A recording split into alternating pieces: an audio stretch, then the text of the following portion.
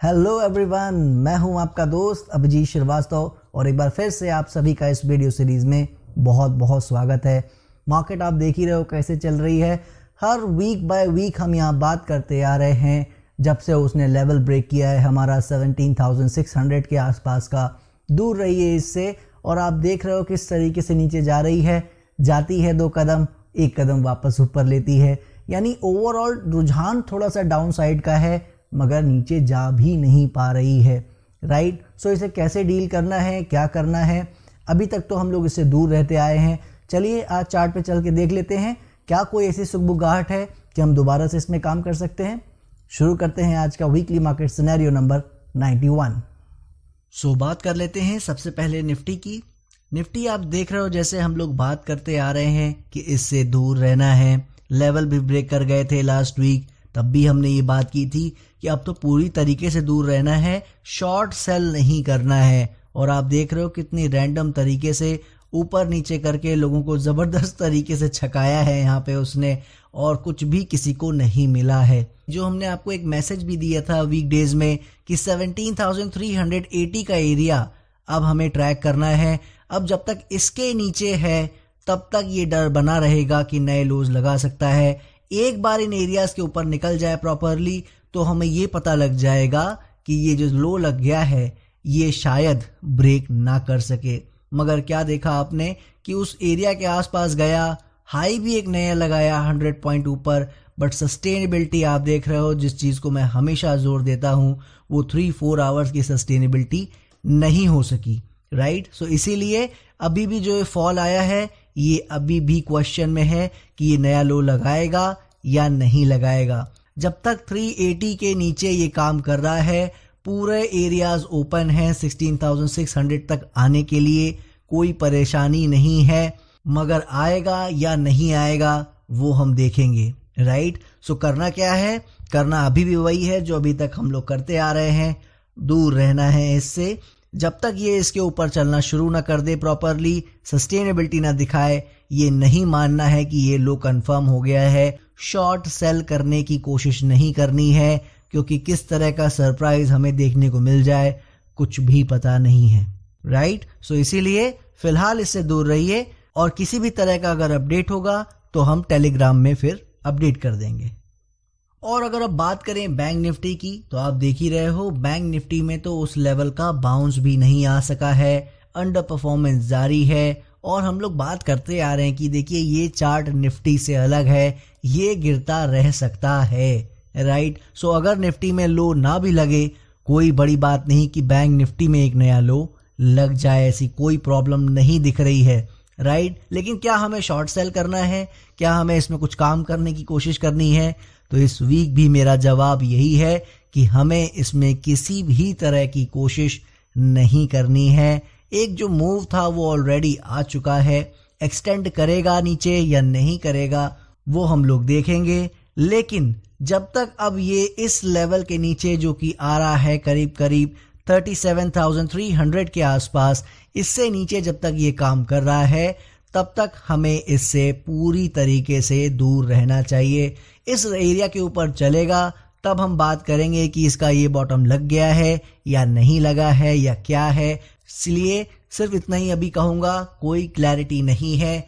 जैसे हर वीक बात करता आ रहा हूं, इन एरिया से फिलहाल इससे दूर रहें। और ऐसा ही हाल देखिए कुछ फार्मा सेक्टर का है। क्या बात कर गए थे हम लोग लास्ट वीक, बाउंस बहुत अच्छा आया है, इसको यहां से अच्छा कर सकता है, लेकिन उसके लिए कंफर्मेशन चाहिए 14,200 एरिया के ऊपर। क्या देखा आपने, ऐसा नहीं हो सका, वहीं से वो वापस लौट गया, करेक्शन करता नजर आ रहा है। सो ये हमें क्या बता रहा है, बहुत ही सिंपल शब्दों में, इससे भी अभी दूर रहना है।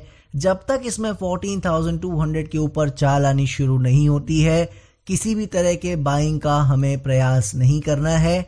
और यहां से ये अभी भी नीचे जाने के लिए इसका सारा रास्ता ओपन है। राइट, हालांकि हमें ऐसा लगता है कि ये बहुत नीचे नहीं जाएगा, हमें आज भी ऐसा लगता है कि जल्दी ही ये आपको ऊपर आता नजर आ सकता है। लेकिन जब तक ऐसा ये करता हुआ नहीं दिखाता, किसी तरह की जल्दी हमें नहीं करनी है। एक बार इसमें क्लैरिटी आ जाएगी तो दोबारा बहुत टाइम मिलेगा यहाँ से काम करने का। वो लाइन याद कीजिए जो मैंने आपको बताया था, जितनी करेक्शन अच्छे से होती है उतना ही उसका रिजल्ट अच्छा होने के चांसेस बढ़ते जाते हैं। कोई भी चीज़ 100% श्योर यहाँ नहीं होती है, मगर हर चीज़ मैं आपको यहाँ पे बताता आ रहा हूँ, सिखाता आ रहा हूँ। उस चीज़ को याद रखिए, ये करेक्शन जितना टाइम ले रहा है उतना ही अच्छा है, कोई प्रॉब्लम नहीं है। बस बात यही है कि यहाँ से गिरना शुरू ना कर दे, इस चीज़ को हमें देखते रहना है।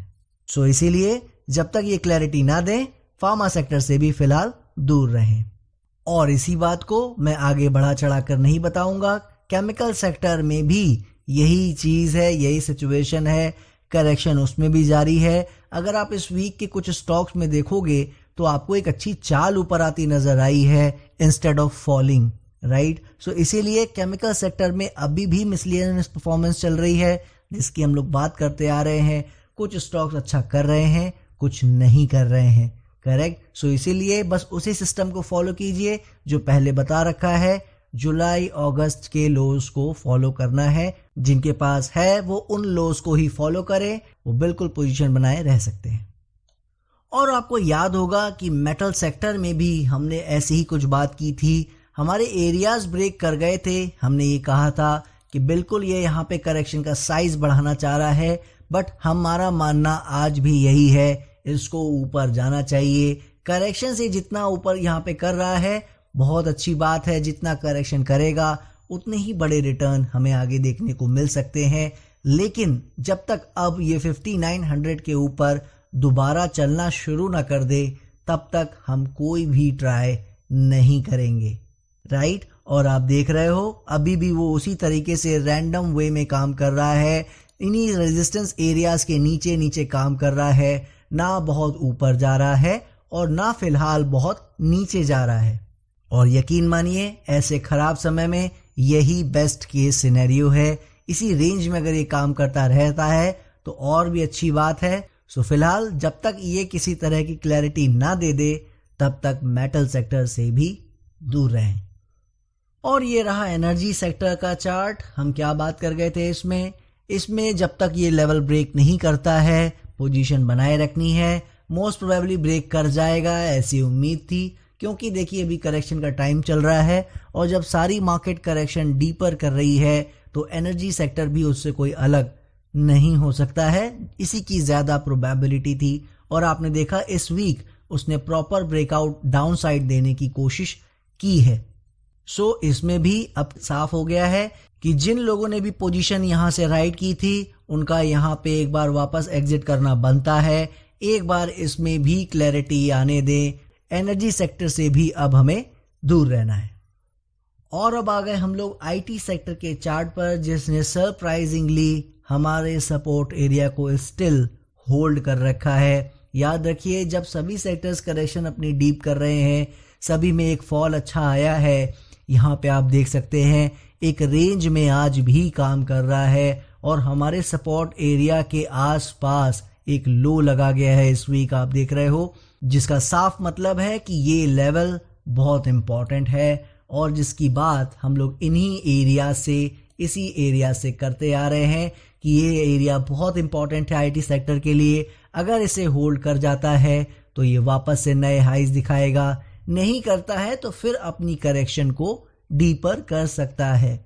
सो जैसा आप देख रहे हो अभी तक हमारे एरिया होल्ड कर रहा है। सो जो भी दोस्त नीचे से राइड कर रहे थे, पार्शियल पोजीशन बची थी सिर्फ, बाकी हम लोग ने बुक कर ली थी, वो बनाए रखें। अभी भी किसी तरह की प्रॉब्लम आप देख ही रहे हो आईटी सेक्टर में नहीं है। फ्रेश पोजीशन सीकर्स जो है वो मैं फिर बता दूं, इस सेक्टर से भी अभी भी फिलहाल दूर रहें।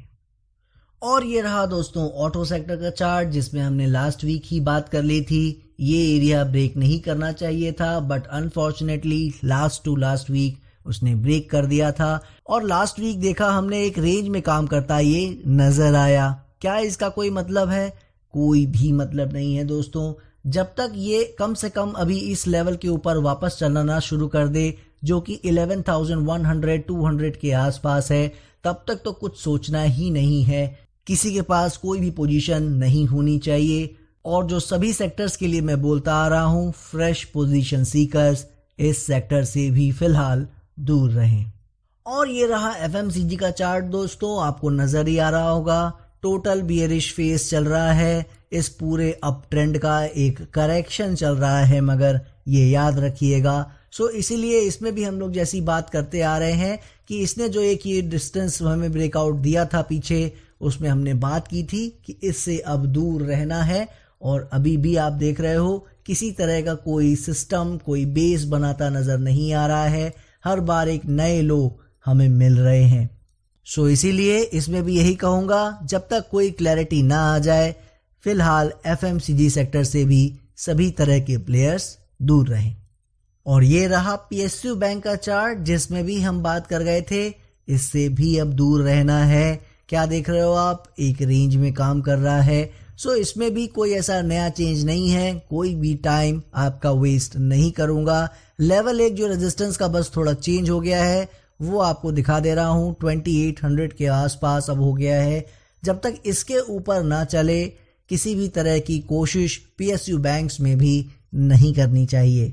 सो इसीलिए फिलहाल पीएसयू बैंक से भी सभी तरह के प्लेयर्स दूर रहें।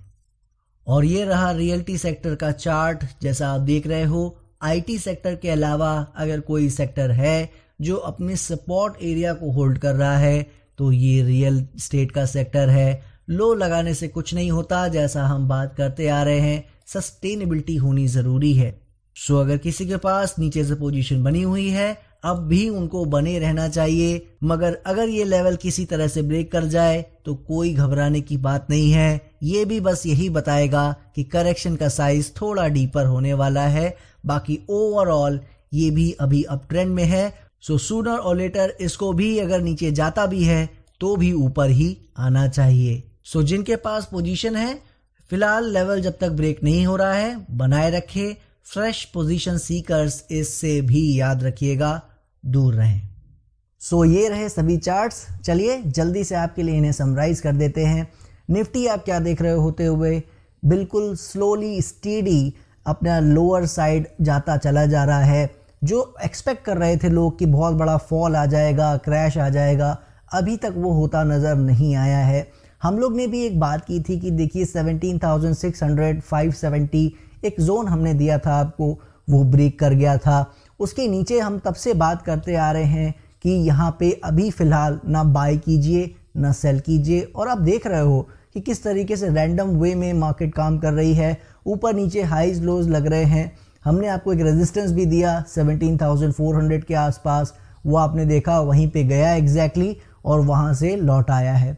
सो ओवरऑल अगर देखा जाए चार्ट वाइज तो वो सजेस्ट क्लियरली यही कर रहा है कि अभी वो डेंजर जोन में है, यानी नए लोज हमें यहाँ पे देखने को मिल सकते हैं। और आपको लेवल भी पता है 16,600 के आसपास हमारे सपोर्ट एरिया है, तो वहाँ तक तो आराम से आ ही सकता है अगर आना चाहे। मेन चीज़ क्या है कि हमें ना बाय करने की कोशिश करनी है ना शॉर्ट सेल करने की। उसकी वजह ये है देखिए कि वहाँ तक जाएगा ही ऐसा कोई ज़रूरी नहीं है, राइट। अब आप वॉलेटिलिटी की साइड भी देखेंगे, जो दूसरी एक पार्ट मैंने आपको समझाने की कोशिश की थी मार्केट का, वो भी आप देख रहे हो धीरे धीरे कूल ऑफ होना शुरू हो गया है। जहाँ पे 500 पॉइंट्स का हाई लो एक दिन में लग चुका था पहले, अभी आपने इस वीक देखा वो धीरे धीरे 300 पॉइंट्स की ओर आता नज़र आया है। डे हाइज लो 300 पॉइंट के अंदर बनते नज़र आ रहे हैं। जैसे जैसे ये और कम होता जाएगा वैसे वैसे चीज़ें स्टेबलाइज होती जाएंगी और फिर हमें पिक्चर क्लियर होती नज़र आएगी यहाँ पे। तब तक के लिए क्या करना है, बिल्कुल इससे दूर रहना है और ध्यान ये रखना है कि इसमें वापस से वोलेटिलिटी बढ़नी नहीं चाहिए, राइट। सो इसीलिए हमें बस ये ध्यान देना है कि वोलेटिलिटी अगर नहीं बढ़ती है और यहाँ पे कोई बेस बनाने की कोशिश ये करता है, हम ज़रूर यहाँ बात करेंगे दोबारा से बाय साइड आने की। लेकिन अभी फ़िलहाल जब तक कोई बेस भी नहीं बन रहा है, हमारा दिया हुआ रेजिस्टेंस 17,400 के आसपास का एरिया ब्रेक भी नहीं कर रहा है, बिल्कुल ये डेंजर जोन में है। एक बार इसको क्लियर आउट कर लेने दें कि ये यहाँ से क्या करना चाह रहा है, उसके बाद हम इसमें दोबारा काम करने की कोशिश करेंगे। सो इसीलिए अभी फ़िलहाल यही सजेस्ट करूँगा निफ्टी में। इन शॉर्ट डेंजर जोन में है, नया लो लग सकता है। क्या यहाँ से टॉप लग जाएगा उसके मैं अगेंस्ट हूँ। अभी मेरी एनालिसिस वो शो नहीं कर रही है, मैं उसके लिए अभी रेडी नहीं हूँ। वो कमेंट मैं ज़रूर यहाँ पे दूंगा अगर मुझे कोई क्लैरिटी नज़र आएगी, राइट। लेकिन तब तक सिर्फ यही ध्यान रखना है कि अभी निफ्टी डेंजर जोन में है, नए लोज बन सकते हैं, लेकिन अगर गलती से उसने यहाँ से एक टर्न अराउंड कर दिया, 17,400 का एरिया जो मैंने आपको दिया था ग्रुप में, उसको भी पार कर दिया इसने डिसाइसिवली, तो फिर हमें एक क्लैरिटी आ जाएगी कि जो लो है वो शायद ना कटे और यहीं से अच्छा करता चला जा सकता है। वो हम बाद में बात करते रहेंगे, राइट। सो इसीलिए फिलहाल निफ्टी से दूर रहें, जैसे जैसे चलेगा वैसे वैसे बात हम करते रहेंगे। बात करते हैं अब सेक्टर्स की, चाहे बैंक निफ्टी हो या अदर सेक्टर्स हो, उसके लिए मैं आपका ज़्यादा टाइम नहीं लूँगा। आपको क्लियरली नज़र आया चार्ट्स पे कि कोई भी सेक्टर अभी पूरी तरीके से एकदम अपसाइड चलने के लिए रेडी नहीं नज़र आ रहा है। ऑफ कोर्स अगर यहाँ से मंडे से ही एकदम से शार्प रैली स्टार्ट हो जाए, एकदम से चलना शुरू कर दे, that is different story. But आज की तारीख में जो दिख रहा है वो ये दिख रहा है कि सभी अपने सपोर्ट के आसपास काम कर रहे हैं या सपोर्ट के नीचे काम कर रहे हैं। सो एक क्लैरिटी जो चाहिए हमें वो नहीं नज़र आ रही है। हालांकि एक ब्रॉडर पर्सपेक्टिव अगर मैं देखता हूं तो मुझे ये समझ में आ रहा है कि जो लोज हैं वो ज़्यादा दूर नहीं हैं, ये याद रखिएगा। इसीलिए मैं बार बार ये चीज़ सजेस्ट कर रहा हूँ, कहीं भी शॉर्ट सेल करने की कोशिश ना करें। बहुत जल्दी स्टॉक्स में कम से कम लो लगते नज़र आ सकते हैं और कोई बड़ी बात नहीं कि हम आगे बात करें कि जो दिसंबर में लो लगेंगे वही हमारे फाइनल लोज लग जाएंगे और यहाँ से फिर एक रैली आपको चलती नज़र आएगी, राइट। लेकिन अभी उसके लिए जल्दी है सब कुछ क्लियर करना, कंफर्म करना। सो एक बार चीज़ों को क्लैरिटी देने दें, सेक्टर्स में क्लैरिटी आने दें कि वो क्या चाह रहे हैं, क्योंकि अगर गिरना नहीं चाह रहे हैं तो फिर यहाँ से उनको ऊपर चलना शुरू कर देना चाहिए, आज नहीं तो कम से कम आने वाले 1 to 2 वीक्स में, राइट। सो इसीलिए वो क्लैरिटी आने दें, हम यहाँ पे बात ज़रूर करेंगे और पूरा मौका मिलेगा हमें दोबारा बाय करने का और एक रैली को जीने का, राइट। सो इसीलिए बस यही कहूँगा आपसे कि जैसे अभी तक आपने पेशेंस बना के रखा है, एटलीस्ट आप कोई बाय के ट्रैप में नहीं फंसे हैं या शॉर्ट सेल के ट्रैप में नहीं फंसे हैं, बिल्कुल अभी सभी चीज़ों से दूर रहिए। एक बार बैठ के बाहर आराम से एंजॉय कीजिए इस पूरे फॉल को, मूव को, अपसाइड हो या डाउन साइड, इसका आनंद लीजिए। और जब एक क्लैरिटी आएगी, ये वो चैनल होगा ज़रूर जो आपको बता रहा होगा कि ये वापस से ऊपर की ओर चलता नज़र आ रहा है। सो फ्रेश पोजीशन सीकर्स के लिए कहीं कोई भी ऐसा एक क्लैरिटी नज़र नहीं आ रही है, इसीलिए किसी भी सेक्टर में फ्रेश पोजीशन के लिए ट्राई ना करें। कोई एक क्लैरिटी अगर आएगी हम यहाँ ज़रूर बात करेंगे और मुझे पूरी उम्मीद भी है, याद रखिएगा, कि दिसंबर में वो चीज़ हो सकती है। यहाँ पे आने वाले 1 to 2 वीक्स में आप देखोगे बहुत ज़्यादा प्रोबेबिलिटी है लोज लगते आपको नज़र आएंगे। अगर इंडेक्स ऊपर नहीं भी जाएगा, स्टॉक आपको ऊपर जाते नज़र आएंगे, राइट। सो इसीलिए ज़्यादा अब मेरे ख्याल से जो वेटिंग का पीरियड है वो स्टॉक के पर्सपेक्टिव से फिनिश होने वाला है मेरे ख्याल से, और अगर हम गलत होंगे तो उसकी भी बात यहाँ ज़रूर करेंगे। लेकिन जल्दबाजी में कोई भी काम बिना जब तक मार्केट हमें शो ना कर दे आगे आगे काम नहीं करना है। जो मैं लाइन हमेशा आपको ये बताता आ रहा हूँ, उसको पहले दिखाने दें कि उसमें स्ट्रेंथ है, यहाँ से हम ज़रूर काम करेंगे। ओके, सो पेशेंस रखिए और बने रहिए मार्केट में, एंजॉय कीजिए। ट्रेडिंग से फ़िलहाल दूर रहिए। इन्वेस्टर्स जो दोस्त हैं मेरे, उनको मैं बताता आ रहा हूँ, ये वो टॉप नहीं है। आज तक मुझे यही एनालिसिस शो कर रही है, कल को मैं गलत होऊंगा तो हम आपको यहाँ पे ज़रूर अपडेट करेंगे। तब तक के लिए 1% भी शेयर इन्वेस्टमेंट से नहीं बेचना है, जिसकी बात हम 8000 लेवल से करते आ रहे हैं, राइट। आशा करता हूँ कि कोई व्यू ना होना भी आपको समझ में आ रहा होगा, कितना पीसफुल हो सकता है, कुछ टाइम काम ना करना भी कितना ज़्यादा समझदारी भरा हो सकता है। ये भी एक तरह की पोजीशन है। दीजिए मुझे इजाज़त। अगर वीडियो अच्छा लगा हो इसे प्लीज़ लाइक कीजिएगा, दूसरों से शेयर कीजिएगा और सब्सक्राइब का रेड बटन अगर आपने अभी तक नहीं दबाया है प्लीज़ उसको दबाना मत भूलिएगा। आपका कीमती समय देने के लिए, इस वीडियो को पूरा देखने के लिए बहुत बहुत धन्यवाद। नेक्स्ट वीक फिर मिलता हूँ, तब तक के लिए जय हिंद।